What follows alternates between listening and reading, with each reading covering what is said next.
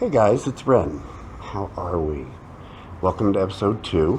I want to thank you for stopping by and taking a peek. Let's see, today's topic will be living in Mexico. The channel is going to concentrate on two different themes. One, living in Mexico, and two, pup play and being in a pup pack here in Mexico. The Living in Mexico series will not be another one of those gringo, oh my God, guys, look what I discovered in Mexico. Sit down, Becky, you didn't discover anything. There's 26 million people here. You found tacos in Polanco. Congrats. Anyway, I'm cheating. I have a little list of stuff I want to talk about. But because I'm blind and old, I'm an old dog, let's put our glasses on so we can see what we're doing. Yeah? So, for the pup play series, I'll go into details explaining what pup play is, the dynamics of the pups here in Mexico. That's my only experience. The dynamics and interactions of the pups here in Mexico and what it's like to be in a pack. I'm currently the alpha of La Manada Cerberus here in Mexico. The Cerberus Pack in English. So I'll go into that other video. Today's video, living in Mexico. Why do I live in Mexico? Let's see, I moved here 4 years ago. I got married in 2016 to a Mexican citizen who's from Mexico City.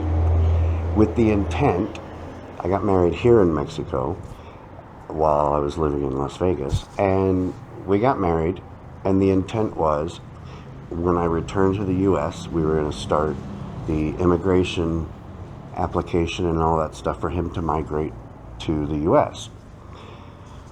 Well, we all know who got elected in 2016.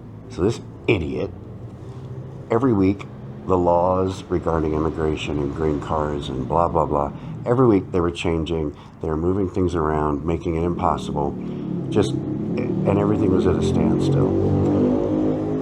Whatever, you know. So, filed the application, it didn't really go anywhere, and then, obviously, 2020, we all know what happened in 2020. So there's another setback. And then my job in 2022, early 2022, switched to full-time remote work.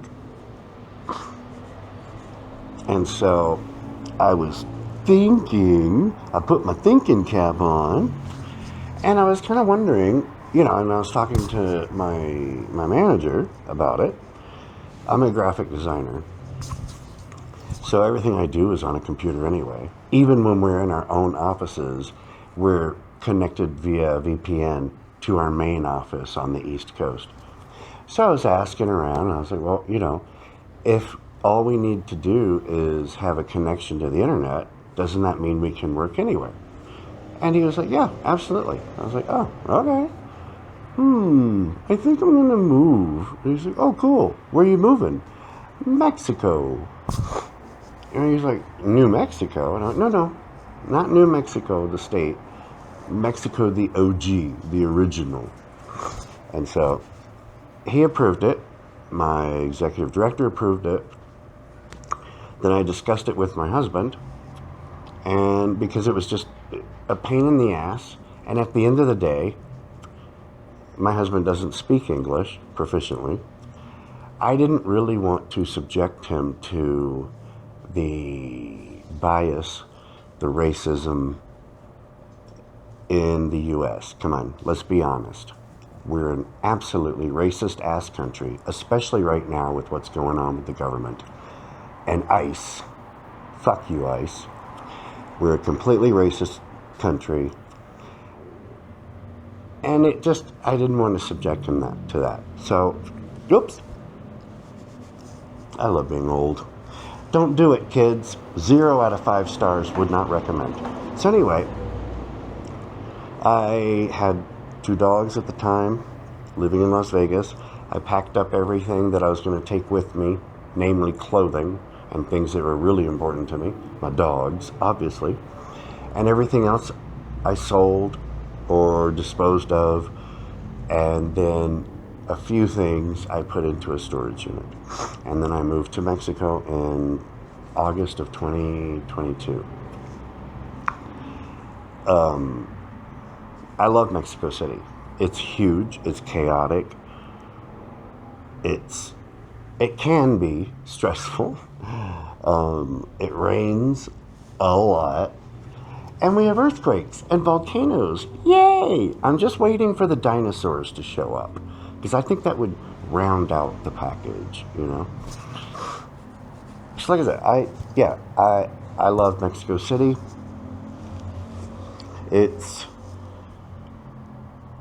Well, obviously it's a mega city. There are 26 million people here.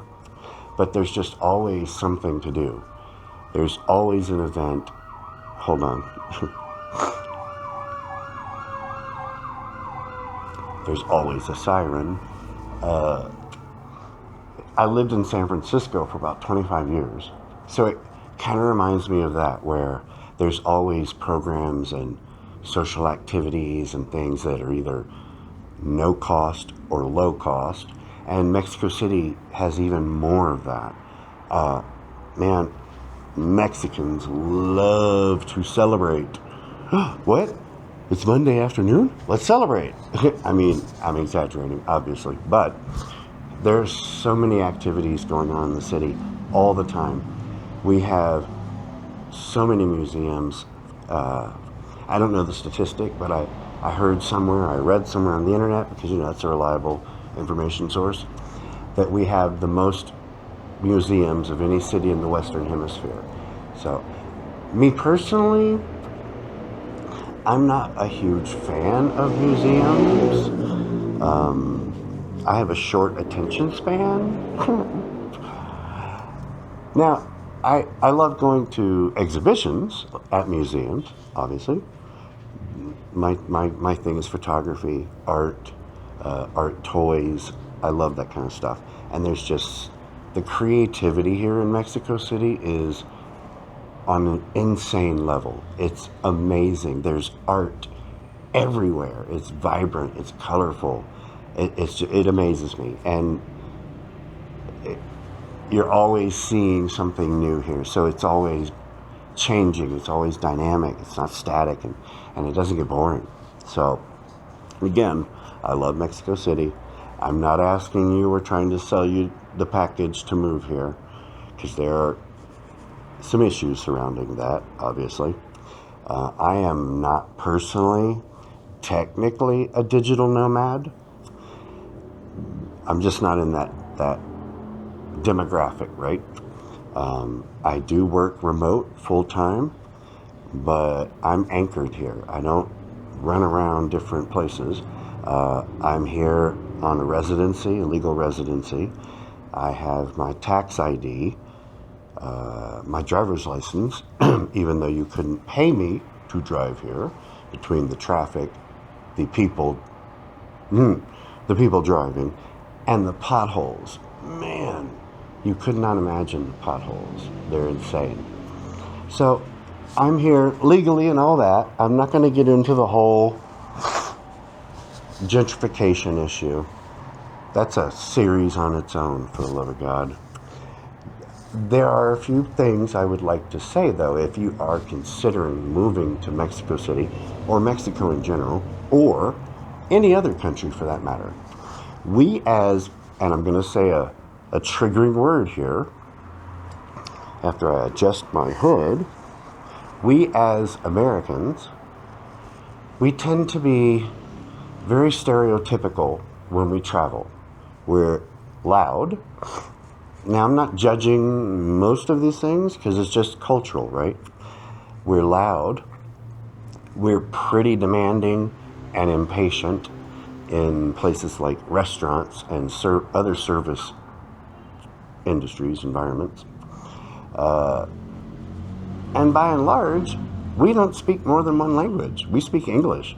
And we assume everyone in the world understands English or speaks English to some degree, right? And it amazes me the frustration and the absolute like tantrums I've seen. I'm gonna say gringos that I've seen gringos throw because they can't communicate with someone here in Mexico. Well, guess what? You're in Mexico. No one here has to speak English to you. That's ridiculous. So, if you are considering moving to Mexico specifically, Mexico City, please learn some Spanish. Please put some effort into integrating into the community that you're in here. There's way more to Mexico City than La Roma, Condesa, and Polanco. Those are three neighborhoods that are saturated with foreigners. To the point, and this is, a sore topic for a lot of people, a lot of Mexicans, they're so saturated in those neighborhoods that they've actually, the vendors in the restaurants, they've changed the spice level of their salsas to accommodate white people. I find that absurd and insulting and absolutely just, oh my God, really? If you don't like spicy food, don't order spicy food. It's kind of easy, no? Not all Mexican food is spicy. Now, yes, it's predominantly spicy. They use a lot of chiles. But you can find things that are not spicy, rather than being an asshole and complaining to the waiter, who probably does not understand you, that the food is too spicy. And I'm not exaggerating here. I've seen posts on Facebook complaining of that very thing. And I'm just astounded at your ignorance. One, and the balls for you posting that to a public forum. Wow, okay. Well, you know what, Becky? Go back to the U.S. if you don't want spicy food. Go to Denny's, honey. There's Denny's here. Quick tip, there are Denny's here. There's Applebee's here. You don't have to go eat habanero and all that stuff, The choice is yours, and really, you're the one making the choice to be an asshole or not. So, just be aware while you're here, and even if it's on vacation, you are a guest in this country. So, just don't be an asshole. That's all. And please learn basic Spanish. I can't tell you how helpful that is. Numbers, basic pronunciation, basic questions like, where's the bathroom? Can I have the check? Where is a hospital? Is there a police station nearby? Things like that. And lost my train of thought. Ooh. Like I said, short attention span. It really goes a long way. It really does. I have an advanced grasp on the language. I don't speak Spanish fluently. And I would say I'm at about a 90% level. But studying Spanish in another country and then living it are two entirely different beasts, right? But, I've been here for 4 years. Yes, I'm uncomfortable. Yes, I don't want to make a mistake and sound stupid. But I have to get over that, because if I let that fear get in my way, I will never progress with my Spanish. And you have to use it. You have to practice on a daily basis, which obviously I have to, because I live here and I have to navigate through my community, right? I live in a neighborhood called Latilco. It's a little bit north of Santa Maria La Ribera, which is an awesome neighborhood. I love where I'm located. So many coffee shops, so many little restaurants and stuff. And it's just, the thing that I love most about Mexico City is that it's walkable. It's so walkable. And so I've enjoyed that. Okay, so now let's get into the one topic that everybody wants to ask about, everyone's concerned about, or afraid of, actually, and that is safety in Mexico and the cartels. The U.S., well, people in the U.S. are subjected to non-stop negative propaganda about Mexico. It's all, and it's completely racist, right? It's all racist based. Just compare the border between the U.S. and Mexico and the border between Canada and Mexico. There is no border between Canada. Did I say Mexico? Between Canada and the U.S. You simply walk through the grass and you're in the U.S. I mean, obviously, there's still legalities surrounding that, but whatever. So anyway, safety and the cartels. As far as safety goes, like I said, I've been here for 4 years. I've never felt unsafe or threatened here. And I'm pretty free with walking around. I mean, I've walked around my neighborhood late at night, midnight, later. Yeah, I don't feel unsafe here. But I'm aware of my surroundings. I'm fortunate that I speak Spanish to a point where I can understand intonation and innuendo or whatever. So I can understand if someone's being aggressive with me. Again, that goes back to please learn Spanish if you're going to be here. Obviously, like any large metropolitan city, there are areas that are dangerous. I'm from Las Vegas, and when I was in Vegas, I didn't have a car. I only used motorcycles.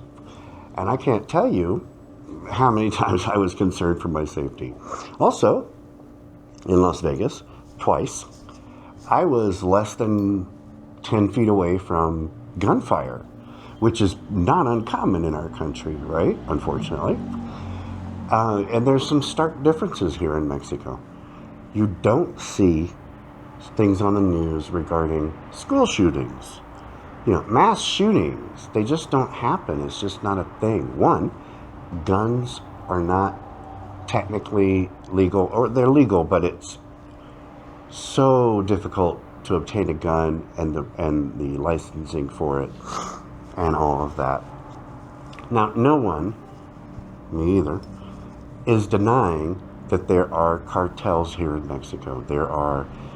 There's major organized crime. However, having said that, by and large, if you are not involved in that world, they don't mess with you. You don't need to be concerned about it. It's not like in the U.S., especially in like places like LA, even Las Vegas, where there's a gang drive-by and innocent children are killed sitting in their homes watching TV. That's an actual fact. That happened in Vegas. So we don't have that issue. We're not ignorant to that stuff. Just recently, we had a major incident on the west coast of Mexico because the U.S., in conjunction with the Mexican government, killed a major cartel leader. The cartels retaliated by setting businesses on fire, by setting buses and cars on fire, blocking major freeways or whatever. Sorry, I'm from California. Major highways, whatever. But they were not targeting civilians, and they abide by that. If you are not in the cartel, you are a civilian. They didn't target civilians. Now, obviously, they made threats. They always do, right? And, you know, take it seriously. Take the threat seriously. People in Puerto Vallarta, Guadalajara, they were on lockdown. You have to shelter in place. And it was a couple of days. And, you know, it was a major event. But it's not a daily event. The news in the U.S. would have you believe the minute you step off the plane, you're going to get kidnapped. 4 years later, I'm still here. So it's just not true. Now, I'm not saying, again, that it doesn't exist, that kidnapping doesn't exist. However, it's not something that you need to be concerned about by and large. Be aware of your surroundings. I will say, the drug industry, it's kind of prevalent here and it's readily available. If you are here visiting or living and you are in we'll say an establishment, I'm not going to be specific. If you are in an establishment that sells certain products, consume those products at that establishment. Do not take that product to another establishment, because each establishment, now I'm not saying every establishment, and by establishment we all know I'm talking about bars and clubs. Not every establishment, but a lot, especially in certain areas of Mexico City, they have their own vendor, we'll say, installed in their establishment. So you don't want to bring other stuff into that space. You will have problems. My advice, if you are here visiting, or living, just don't. Don't buy that stuff. Don't get involved in that stuff. Period. And I think I've covered it. And I think I don't have anything else to say about it. So, by and large, now I am talking specifically Mexico City because I've only lived here. We tend to not have large-scale cartel activity like we saw a couple of weeks ago. And I don't know if it's because we are the governmental seat or the capital of the country. I don't know if it's because we have a larger military and police force here. I don't really know why. And I'm not going to break my brain thinking about it. So anyway, that's it. Safety of the cartels, not a huge deal. So, now, let's talk about cost of living. I'm from Vegas. I had a 2-bedroom apartment, not huge. Well, probably huge by Mexican standards, but not by our standards. It was a 1,300 square foot apartment, right? And I was paying $1,795 for the privilege of living there. And, just the daily cost of living in the U.S., just out of control. And having lived here for 4 years and being in a different economy, excuse me, I don't know about you guys, do these masks just irritate the shit out of your eyebrows?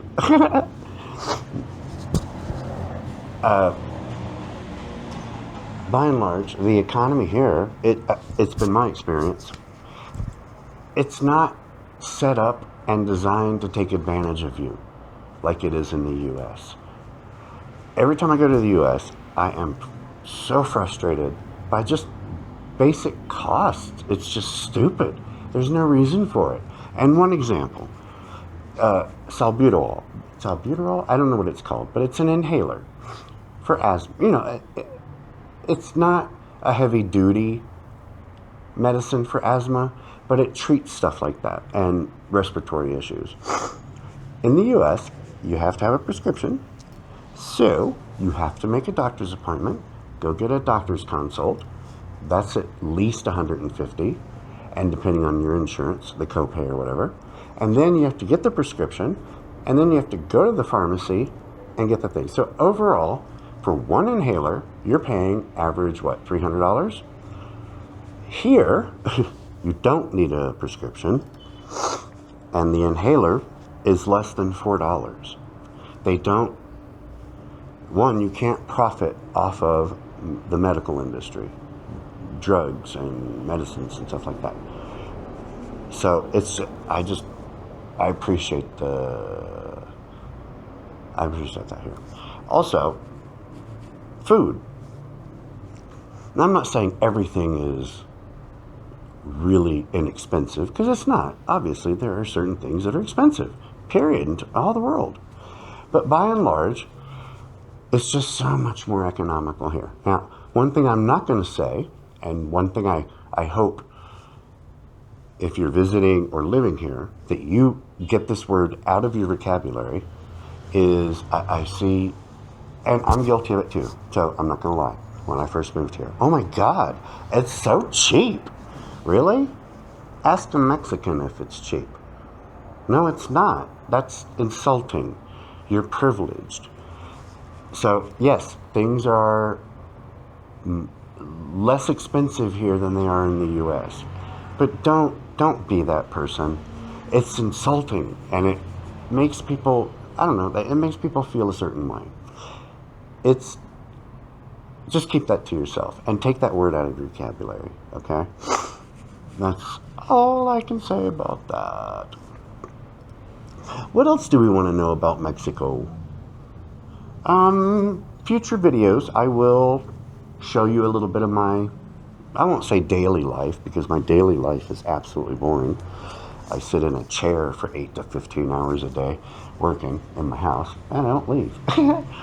But on the off chance that I do leave, I'll bring along my camera and, do some short videos here and there. I got, about a month ago, I got this DJI Osmo Pocket 3. Man, I love this camera. I'm gonna nerd out. This is not a tech channel. Although it could very easily be. No. Dogs and tech. No. So anyway, in the future, I'll be showing you my neighborhood, just different little things, activities or outings that we're doing. Usually, well, no, not usually. We will always have hoods on. I'm not gonna show my face on this channel, because that's just the norm with pups. So yeah, hopefully, if not entertaining, it'll be informative, and maybe it'll give you a little different insight of what it is to live in Mexico, because if you're looking on YouTube about any videos on Mexico City, they're all the same. They don't deviate. And it's the same 3 neighborhoods, and it's garbage. Well, not garbage, but it's insulting. It's a little condescending. That's not what these videos on this channel will be about. I'm not sensationalizing anything about Mexico. I'm just not. It's unnecessary. Mexico itself can do that for you. So yeah, daily life, little slice of life here and there, and different things about living here. So hope you enjoy it. I hope it's informative.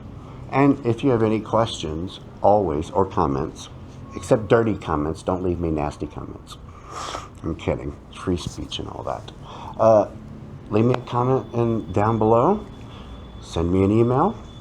I will respond, and I will answer your questions. Or if you have any general questions about anything, about pup play, being an alpha, I'll go into details on that in another series, or anything about Mexico, let me know, and I will gladly respond to it.